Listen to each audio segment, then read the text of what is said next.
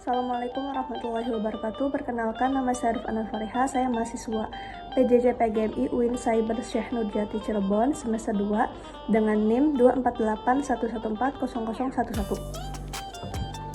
Di video kali ini saya akan menjelaskan tentang konsep usul tarbiyah, yaitu tujuan pendidikan, kurikulum, peran guru, peserta didik, dan metode.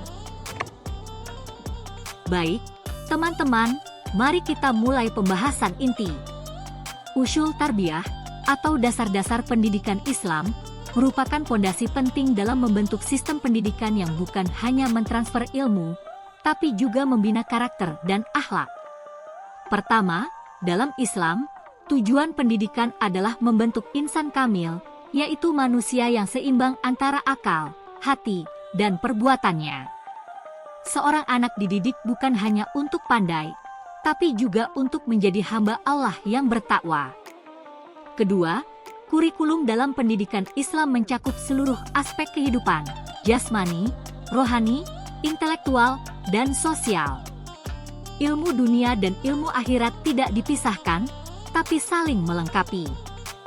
Ketiga, peran guru sangat mulia. Guru bukan sekadar pengajar, tapi juga sebagai pembimbing dan teladan. Dalam Islam, guru disebut sebagai murabi dan uswah hasanah, yaitu orang yang mampu membimbing dengan kasih sayang dan menjadi contoh yang baik.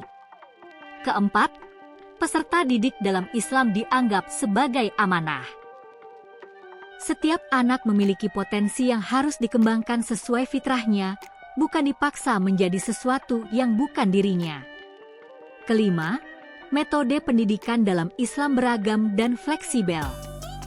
Ada metode keteladanan, motivasi dan peringatan, targhib dan tarhib, dialog terbuka, pelatihan praktik, serta pembiasaan ibadah dalam keseharian. Nah, bagaimana penerapan konsep usul tarbiyah ini di sekolah dasar? Misalnya, di beberapa SD Islam, kegiatan pagi diawali dengan sholat duha dan tadarus bersama. Ini menjadi pembiasaan yang menguatkan aspek spiritual anak sejak dini.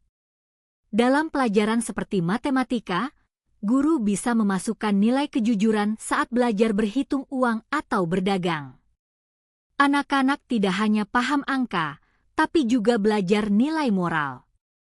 Guru juga bisa menjadi contoh dalam sikap sehari-hari. Menyapa murid dengan senyum, bersikap sabar, dan menghargai setiap anak. Dengan begitu, pendidikan akhlak terjadi secara alami di zaman modern ini. Kita menghadapi tantangan besar. Banyak anak yang lebih tertarik bermain HP daripada belajar. Mereka terpapar konten luar yang kadang jauh dari nilai Islam. Solusinya, kita bisa memanfaatkan teknologi, tapi dengan pendekatan Islami. Misalnya membuat konten pembelajaran berbasis animasi Islami, atau membuat proyek kelompok dengan tema sosial dan keagamaan. Pendidikan juga bisa diarahkan untuk membangun empati, tanggung jawab, dan kebiasaan baik. Dengan menggabungkan metode modern dan nilai-nilai usul tarbiyah, pendidikan dasar akan lebih relevan dan bermakna.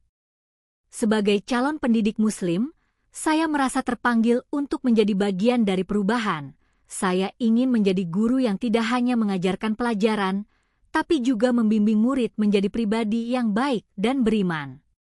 Saya yakin bahwa pendidikan adalah ladang amal jariah.